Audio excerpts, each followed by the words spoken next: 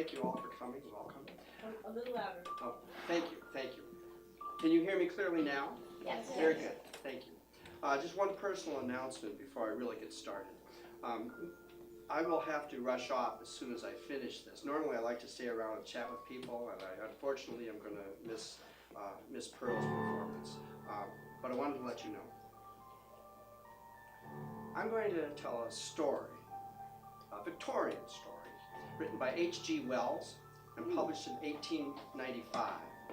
And could we have the house lights down a little bit just so I can see people better? A little bit more, please. And just a little bit more. Oh, let's go. There we go. That's a good contrast. Thank you. Thank you. And the lights that are hitting me, can we lower those a little bit? No. Oh no. There. Yeah, that's good. That's good. Thank you. Thank you. So, a Victorian story by H.G. Wells, published in 1895. The language in the story has very much a Victorian flavor to it, which I think gives it a certain charm. I hope you'll agree. In any event, The Moth by H.G. Wells. Perhaps you've heard of Hohm, the entomologist. If so, then you know at least of the great feud between Hapley and Professor Pawkins, though some of its consequences may be new to you. For those who have not, a word of explanation is needed. It is amazing how widespread is the ignorance of such really important matters as this Hapley-Pawkins feud. It was absolutely a personal affair and stirred profound passions. Your average person has no idea of the zeal that animates a scientific investigator. It began years ago with a revision of the Microlepidoptera, whatever these may be, by Pawkins, in which he extinguished a new species created by Hapley. Hapley, who was always quarrelsome, replied by a stinging impeachment of the entire classification of Pawkins. Pawkins, in his rejoinder, suggested that Hapley's microscope was as defective as his powers of observation. Hapley, in his retort, described Pawkins' revision as a miracle of ineptitude. It was war to the knife. At times, the meetings of the Royal Entomological Society resembled nothing so much as the House of Commons. On the whole, I fancy Pawkins was nearer the truth than Hapley. But Hapley was skillful with his rhetoric.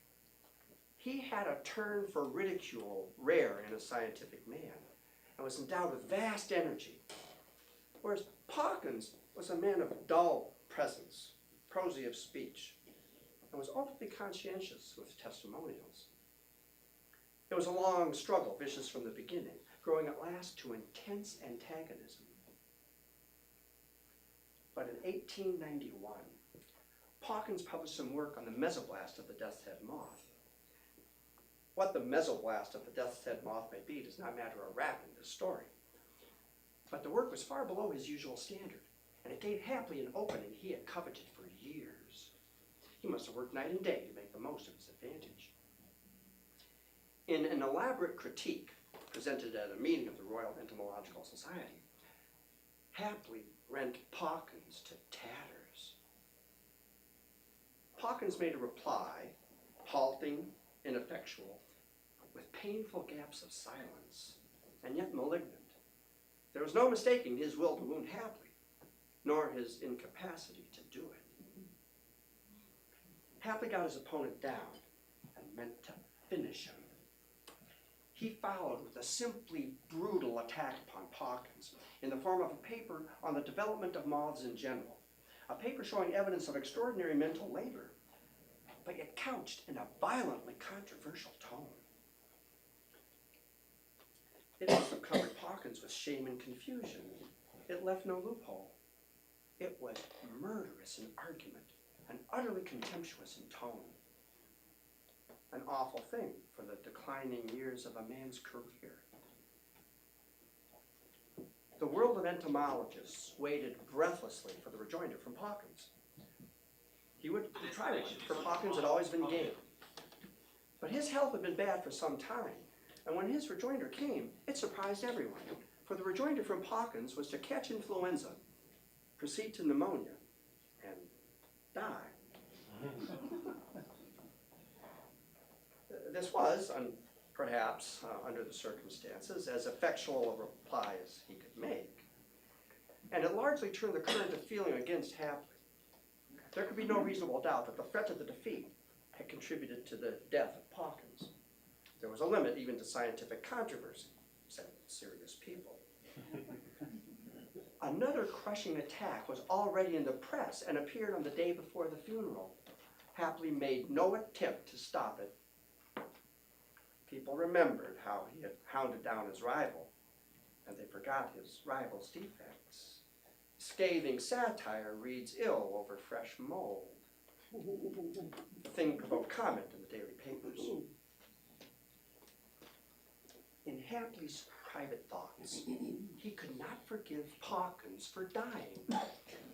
In the first place, it was a mean dodge to escape the absolute pulverization Hapley had. And in the second, it left in Hapley's mind a queer gap. For 20 years, he had worked hard, sometimes far into the night and 7 days a week, with microscope, scalpel, and pen, and almost entirely with reference to Pawkins. The European reputation he had won had come from that great antipathy. Pawkins' untimely death had brought their controversy to an abrupt end, which in turn had thrown Hapley out of gear, so to speak. And his doctor advised him to give up work for a while and to rest. So, Hapley went down to a quiet village in Kent and thought day and night of Pawkins. He tried to rid himself of this obsession, but he could not get his mind off Pawkins. White in the face, giving his last speech, every sentence a beautiful opening for Hapley. He tried reading fiction and found it had no grip on him. He read Kipling and found that he proved nothing besides being irreverent and vulgar.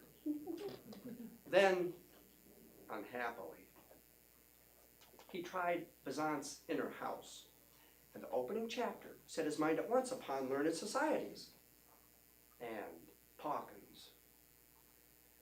Next, Hapley turned to chess and found it a bit more soothing. He soon mastered the moves and the chief gambits and the more common closing positions, and he began to beat the vicar. But then, the cylindrical contours of the opposite king began to resemble Pawkins, standing up, gasping ineffectually against checkmate.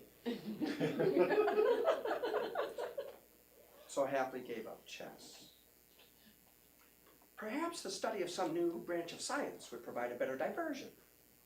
Hapley decided to plunge at diatoms, the microscopic denizens of the wayside pool. He had one of his smaller microscopes sent down from London, along with Halibut's monograph. He thought that perhaps if he could strike up a vigorous quarrel with Halibut, he might be able to begin life afresh and forget Pawkins. Soon he was hard at work in his habitual, strenuous fashion. It was on the third day of the diatoms that Hapley became aware of a novel addition to the local fauna.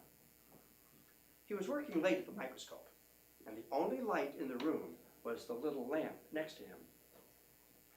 For a moment, his attention drifted to the foot of the lamp and the tablecloth beneath it, which was a rather brightly colored tapestry. At one point, the colors seemed displaced, and there was a vibrating movement of the colors at this point. The pattern had been displaced. Hapley pulled his head back and looked closely. His mouth fell open with astonishment. It was a large moth, or butterfly, its wings spread in butterfly fashion. It was strange that it should be in the room at all, for the windows were closed.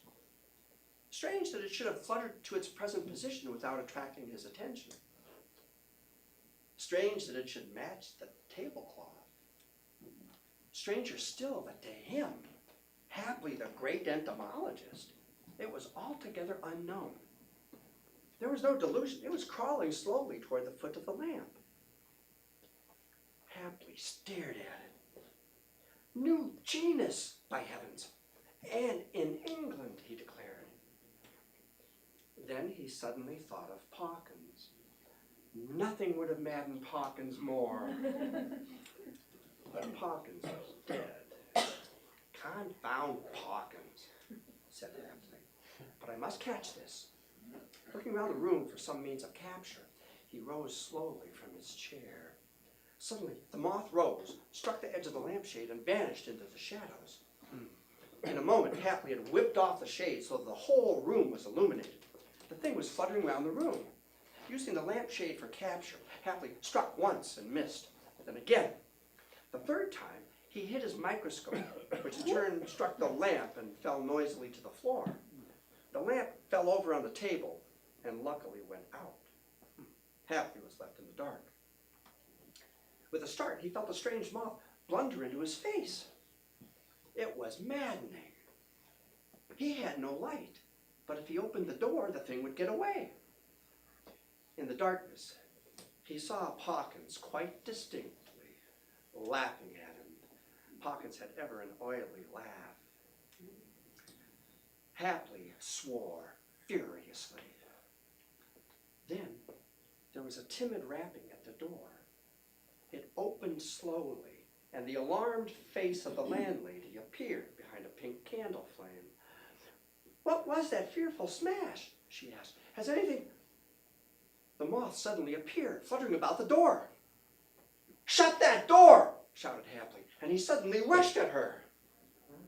She quickly slammed the door. Hapley was left alone in the dark. In a pause, he heard his landlady scuttle upstairs, lock her door, and drag something heavy across the room and put against it. It became evident to Hapley that his behavior had been strange and alarming. Confound the moth and Pawkins. He went to bed and tried to sleep, but he was too excited. All night long, his sleep was broken by dreams of the moth, Pawkins, and his landlady. In the morning, one thing was very clear to him. His landlady could not possibly understand about the strange moth, especially as he had failed to catch it. Only an entomologist would understand how he felt. She was no doubt frightened at his behavior, and yet he failed to see how he could explain it. He decided to say nothing further about the events of last night. After breakfast, he went out for a walk. The moth, trailing an odd flavor of Pawkins with it, kept coming into that walk, though he did his best to keep his mind off it. Once he saw it quite distinctly, with its wings flattened out on the old stone wall along the edge of the park. But going up to it, he found it was only two lumps of gray and yellow lichen. That night, Hapley found the moth crawling on his bed cover. He sat on the edge of his bed and reasoned with himself. Was it pure hallucination? He knew he was slipping, and he battled for his sanity. He knew enough psychology to know that such visual illusions do come as a result of mental strain. But the point was, he had not only seen the moth, he had heard it when it touched the lampshade, and again when it hit the wall. And in the dark, he had felt it strike his face. Hapley stared at the moth crawling on his bed cover. It was not at all dreamlike, but perfectly solid looking in the candlelight. He saw the hairy body, short feathery antennae, the jointed legs, even a place where the down was rubbed from the wing. His landlady got the maidservant to sleep with her that night because she was afraid to be alone. Around 11, they put out the candle and both dozed off to sleep. They woke up with a start and sat up in bed, listening in the darkness. Then they heard slippered feet going to and fro in Hapley's room. A chair was overturned and there was a violent dab at the wall. Suddenly, they heard his door open and they heard him on the landing. It sounded like he was dancing on the staircase. Now he would go down a few steps quickly, then up again, then hurry down the hall. They heard the umbrella stand go over and the front door open. They hurried to their window where they saw Hapley, looking like a ghost in his white shirt and white trousers, running to and fro in the road and beating the air. Now he would stop. Now he would dart at something invisible. Now he would move upon it with stealthy strides. Then, while they argued who should go down and lock the door, he returned, came straight into the house, closed the door carefully, and went quietly up to his room. In the morning, Hapley stood at the top of the staircase. "Mrs. Colville," he said, calling down, "I hope I did not alarm you last night." "You may well ask that," said Mrs. Colville. Hapley continued, "The fact is I'm a sleepwalker, and for the past 2 nights I've been without my sleeping mixture. There's no need to be alarmed. I'm sorry I made such an ass of myself. I'll go over to Shoreham today and get some stuff that will make me sleep soundly. I should have done that yesterday." But halfway to Shoreham, by the chalk pits, Hapley came upon the Moth again. He went on, trying to keep his mind on chess problems, but it was no good. The thing fluttered into his face. He struck at it with his hat in self-defense. He went on, leaping and striking at the insect. Suddenly, he trod on nothing and fell headlong down an embankment. There was a gap in his sensations, and he found himself sitting in front of the chalk pits with one leg twisted under him. The strange moth was still fluttering around his head. He struck at it with his hand, and then, turning his head, he saw 2 men approaching him. One was the village doctor. It occurred to Hapley that this was rather lucky. Then it came into his mind with extraordinary vividness that no one would be able to see the strange moth except himself, and that it behooved him to say nothing of it. Late that night, however, after his broken leg was set, he was feverish, and he forgot his self-restraint. He was lying flat on his hospital bed, and he began to move his eyes round the room, looking for the moth. He tried not to do this, but it was no good. He soon caught sight of the thing resting near his hand. With a sudden wave of anger, he smote at it with his fist, and the nurse woke up with a shriek. All the time, he could see quite clearly the insect darting across the room, and he could also see that the nurse saw nothing of it and looked at him strangely. Hapley said to himself, "I must keep myself in hand. I know I'm a lost man if I do not keep myself in hand." But as the night waned, his fever grew, as did his dread of seeing the moth. Around 5, just as the dawn was gray, he tried to get out of bed and catch the thing, though his leg was afire with pain. The nurse had to struggle with him. On account of this, they tied him down to his bed. At this, the moth grew more bold, and once he felt it settle in his hair.